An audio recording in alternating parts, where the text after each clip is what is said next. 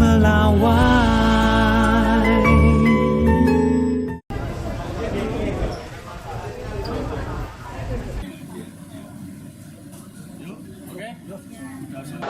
Ya masih dalam kalkulasi.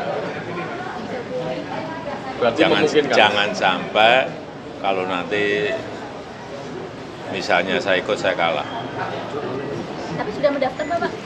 Belum, kan masih panjang sampai Juni.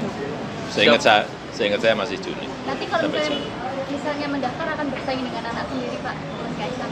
Ya nggak tahu. Kalau saya mendaftar mungkin yang lain nggak mendaftar mungkin. Melihat peluangnya seperti apa Pak?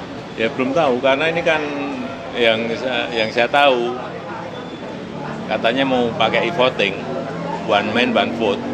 Seluruh anggota diberi hak untuk memilih. Yang sulit di situ. Menanggapi ada partai yang mau menerapkan sistem itu gimana Pak? Ya bagus, saya kira ini kan era digital ini kalau misalnya pemilihan ketua dengan e-voting melibatkan seluruh anggota, artinya ada kepemilikan terhadap partai itu betul-betul di seluruh anggota. Saya kira bagus. Dan kalau bisa, kalau pernah saya sampaikan, kalau perlu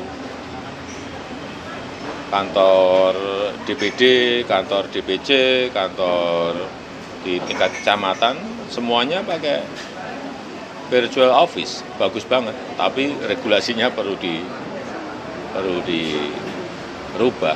Tapi menurut saya partai ke depan akan seperti itu. Artinya itu sesuai ke harapan Pak Jokowi terkait partai perseorangan? Ya kurang lebih saya nggak tahu ya di PSI yang diadopsi yang mana, tetapi yang saya sampaikan partai seperti TBK ya kurang lebih seperti itu. Ini berarti ada rencana untuk ke partai baru ya Pak? Sudah memikirkan untuk ke partai baru Pak?